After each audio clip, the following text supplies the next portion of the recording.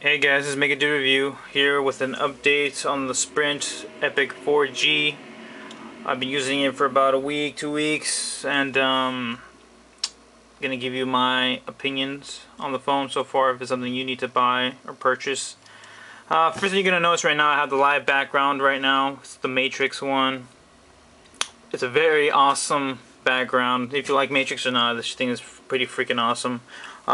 It does drain battery life significantly, but it's, what do you want? You want coolness factor, battery factor, your choice. Let's start with some of the minor gripes that I have with this phone. They are minor. To me, it's not that big of a deal. For some, it might be, but in the general overall thing, I don't think it is. Let's start off with the power button. It's right here. The location seems to be nice at first. It seems to be pretty convenient. You hold your phone like this, you turn on the power button.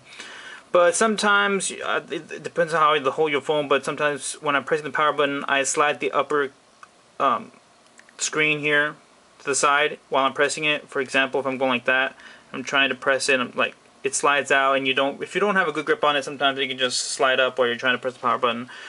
Somewhat of a problem. The battery life of this phone is not, it's better, way better than the Palm Pre to start off. But under heavy use, mail, YouTube, Facebook, movies, messaging, internet, the battery will drain significantly, and it could last until the end of the day, depending on how hard you use it. But buying the car charger, maybe having an extra battery, is something I would recommend. I purchased already. I haven't used the charger, because I absolutely need to. I used it just to see how it works, to see, how fast it does charge. Speaking on charging, this phone takes forever to charge. No joke. I checked it out and actually timed it. It went down to 50%. I charged it, and it took about an hour and a half. Don't know if that's normal for any phone. I don't think that's normal at all. Most of the other phones that I have, 50%, it'll take probably 30 minutes, maybe 45, pushing it. An hour and a half or 50% of the battery power to be restored to you is kind of a pain in the ass, especially if you're in a rush. You're trying to get the hell out of there. You come home, get a bite to eat, charge it. It's not going to do anything. It's not even going to give you 10% back. Don't know why that is. And it is plugged in the phone, from the power cord to the jack, which is usually the most powerful way to recharge your phone. Not like the Palm Pre, where you have the magnetic backing case and you put it on there. It would definitely take a long time. And this is almost the equivalent of that, of almost having the magnetic touchstone case and placing it on there. It takes that long. Even in the car, it's the same way. So that could be a problem with some people where you're in a rush, you need to get the hell out of there. This phone will not be something you'll be able to rely on charging quickly, so maybe buying that car charger, it will be a necessity for you to make sure you're charging it wherever you go. Another problem, not really that big of a problem, the keyboard. You can reach all the phones easily. I have pretty average sized hands, and I even think women will definitely be able to use this phone and reach every button. Putting a case on this thing, though, will add some millimeters to the lower edge here, where you see the buttons, and it might affect you touching the buttons. Significantly, no, but enough to tell the difference.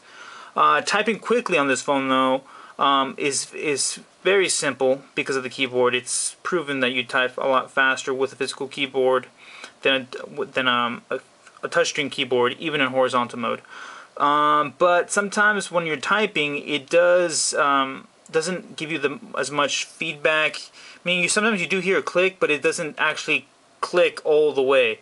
So sometimes you might have to do a bit more forceful tapping, but not necessarily button mashing. So that's something I would recommend you look out for when you're pressing these buttons. Now, I do like the fact that it has all these quick search options: home button, search button, so like the tab button for you can change your search notifications, edit, all that stuff, return. That's good. Very simple to use. And even the home, was it the I forgot the term, the slide when you're texting, whatever it's called. Let's see how you do this. You would go from here, you would YouTube, you go to the U, like that. Now with practice you get better and better, and it does become very useful, because typing on this keyboard, just a digital one, it doesn't work that well, because sometimes you feel like you tap the right button, but sometimes you end up pressing something else.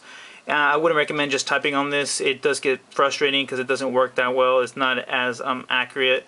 But when you are doing the slide texting, it's very accurate, scarily accurate to what you want to type. So I would recommend swiping and texting than actually physically texting on this thing. Even the horizontal one is even weirder because the space tab is now down here when you're used to the keyboard one here being the space button down here, and you have the regular one. You would get confused, and sometimes when you want to press space, you press B by accident when the space bar is all the way down over here, which is kind of ridiculous. But they did it just so they can make the keys bigger, but even then, the typing on this thing is not that accurate. So I recommend just swiping texting, or physically texting with the keyboard, because that's the reason you bought the phone, right? You want the physical keyboard, or you would have gotten something else. Now, another problem would be the 4G. Now, this is something we're all paying for. If you get this phone, you have to pay for it, $10 extra. And sometimes it works and sometimes it doesn't. Right now, actually searching for a 4G connection, and it says connected. And right now it's going to give me, I have 1 bar of 4G. Now, let's go ahead and test something real quick. Let's go to NarutoGet.com. I'm a Naruto fan. And let's see how fast it loads up with 1 bar. Now, that's how fast it goes with 4G. Now let's go ahead and turn it off, and it's disconnected. And now we'll try NarutoGet again on a 3G network.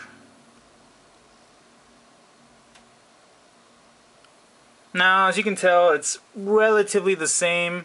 Right now, it did load up the main stuff you want, but the advertisements will not load up as quickly. So it is a pretty significant difference, but in terms of battery life that's being drained and the hassle, it's not worth it. Meaning by hassle, if you don't understand, is when you turn on the 4G network and you're not in a 4G area, it will continuously try to search for a 4G connection and tell you when it's not connected. Right now, this is going to show you. It's going to show you if it's connected or not connected. Let's see.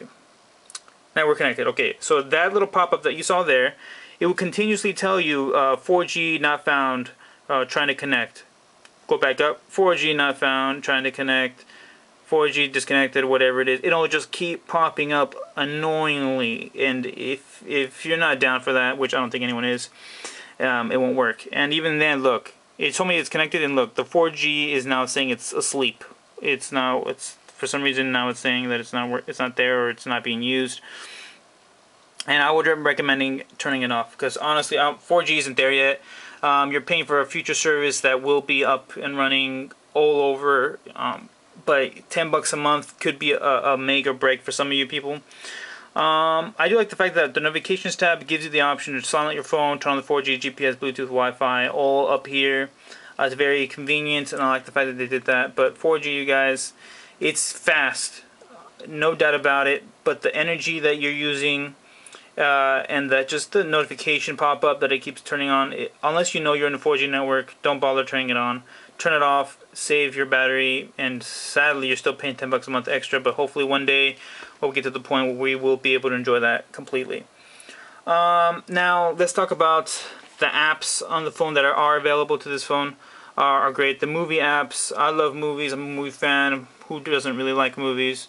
But this app I recommend because it has tomatoes. Some of the ones like on the Palm Pre doesn't have Rotten Tomatoes, and actually Rotten Tomatoes is pretty accurate depending on what movies they're showing. But this is a great app. It tells you the box opening this week, top box office hits, theaters around you within a radius within your zip code, and it will give you your favorites that you mention here, and then other theaters within 25 miles. Upcoming movies. It'll give you the ratings from users and ratings from the critics from Rotten Tomatoes. But it's one I recommend for you. Another one that I love that the phone has is Shazam. There it is. And the Palm Pre didn't have it, and it was a pain in the ass, because I got so used to Shazam on iPhone. For those of you that don't know what Shazam is, it's an app that you click on it and it'll automatically record a song that you have that you're playing on the radio, TV, whatever. It'll tell you who the author is, who the artist is, what song it is, where you can buy it, where you can watch it, YouTube, iPhone, what's that, the app stores, from Amazon, whatever. It'll tell you. And the fact that it does come with a widget right here that you just tap, boom, it launches and automatically starts recording. That's pretty cool. And I even tell you your most recent ones or other things that is showing the tag stream, it's called. Another one is BBC News is a widget that you can use. It's a great widget. It gives you all the updated news going on around the world. Check it out. Italy chocolate tycoon dies in SA. Now let's check it out. And it gives you the news here. You get to read it all. And what's great about it is once you finish reading it, you go back, you want to read something else. It highlights it in gray, letting you know, dude, you already checked this out. Don't even worry about it. So the fact that it does that is great. It's a great little, I don't know, little thing that it does. And it's very convenient when you don't remember what you read already. The Facebook app on this thing is really cool. Very intricate compared to the Palm Pre. You get to do practically everything you want to do from here. You can even check out your profile, friends, groups, chats. Chat, I think you couldn't do on the Palm Pre. Correct me if I'm wrong. But it's very interactive. Down here is a stream of the pictures currently being uploaded right now by your friends. These are all the most recent ones. That's pretty cool. The other one didn't have that. So that's cool about the Facebook app. Problem is the alarm clock. Not the fact that it doesn't work. It does its job. You get to choose the days you want it to turn on. Unlike the Palm Pre, it'll annoyingly choose the entire freaking week, or you have to turn on, turn off. I don't know if they have an update for that yet. You can tell me. But the thing is, it is loud as hell. It goes off, and it'll wake you up, no doubt about it. But even on the most minimum level, it's loud. And none of the options for the sounds are actually toned down. They're smooth or soothing. None of them really are. So when it goes off, it's scary. Okay, and I'm a pretty heavy sleeper, but I don't want to wake up with a heart attack. What's a cool thing about the alarm clock is that you do get to choose the voice option, where it would play the tune and then it will tell you, oh, 7:10 a.m. and it'll continue playing the song. That's kind of cool because it kind of tells you what time it is, even though you already know. But let's just say you put it on sleep, and it'll go 10 minutes later and it reminds you, oh, 7:20 a.m. and it plays the song again. So that's kind of cool. Work clock, stopwatch, all the usuals. Nothing new with that. A bunch of phones have that option. Calendar, very useful. It does come in the widget form, and you get to view your calendars, your dates, whatever you need to watch. Specifically, here we go, Andy Land's birthday party. It's gonna be at BJ's, so that's kind of cool. Problems with it? No major problems, you guys. Like I said, the battery power on this thing is pretty decent if you don't have live windows on. And you're not doing too much heavy using, but it will drain at the end of the day if you have too much going on at one time. Meaning by that, Task Killer, I would recommend you download as an app, because right now I'm running 5 apps in the background. Calendar, BBC News, Facebook Movies, and Clock. All of these right now are currently running and using up your energy. And if you don't kill them, they will continuously drain your battery power over time. Now you just end all, and boom, it ends them all. This phone doesn't have, I don't want to say multitasking. With the Palm Pre, it's pretty obvious it's multitasking. You have a bunch of little windows and all those are running live. Technically, they are running in the background, so that's multitasking. But the fact that they're hidden, you'll forget that they're running in the background, and for all you know, they'll be having 10 apps in the background, continuously draining your battery power, and you're going to get pissed wondering what the hell's going on. So you can turn them off and kill them manually, but I recommend you download the Task Killer because it just makes it a lot easier, a convenient widget that you just tap and kill and don't even trip. Anything else about the phone that I don't really like would be the favorites. Now the favorites you would be able to access by pressing phone, and let me just make sure nothing's showing here. Yeah, you would tap on phone, it would take you to favorites. It wouldn't even take you straight to favorites. It would take you to keypad, and then you would have to manually go to favorites, and then from there choose which one you want. And then let's just say I choose my brother, it will give me. It won't even take me to automatically choose my brother's cell phone. It would give me choose my brother's phone for cell phone or work phone. So I wouldn't even get to choose. You would have to choose. You can't just choose. Preset it's a phone for the cell phone. You can't unless you create a small little app folder that would be here, will be able cell phone you to tap, but that's just a waste of space. So the fact that it does that, I don't like that. It's kind of, I don't know, annoying. An extra step you have to do to call somebody. That's why I have this Buddies Now that's going on. That's a standard widget that you can download. Not download, it's already hardwired in there, but it'll give you all the people that you want to call the most, and you can message them right away, call them. But even if you call them, for example, if I tap on my mom, it'll give the option to call her work phone or cell phone. So even then, that's an extra step you have to do to call somebody. So that's kind of a pain. Palm Pre, if you remember, it had the universal search option, which is cool. This phone does the same thing. It will search the internet, search your contacts. So don't worry about that. But like I said, I wouldn't recommend using the digital keyboard or the screen keyboard because it's garbage. It's just something I wouldn't recommend you using. Besides that, you guys, that's pretty much everything about the phone. Using the settings, applications is very easy. Accessing what you want to access, editing what you want to edit is great. The phone, unless some of the sounds are not that good in terms of like the notification sounds. Let's go to notifications. Right now it's on silent mode. Take that off. Notification ringtone. You get to. Oh, this is Edge. It's another app that you get to choose from to see if you want to download custom ones. But it gets a little glitchy, so I wouldn't recommend you use it because sometimes it automatically put it for randomly anything. Sometimes you don't even want it. But right now I have it on Heaven, and that one seems to be loud enough because before I had it on was it Cloud, I think. Yeah, and it wouldn't be if you're out with some friends and you're sitting there having lunch, wherever in the beach. Cloud isn't really long enough. I would recommend Heaven because it has a prolonged sound and it's a little louder than Cloud.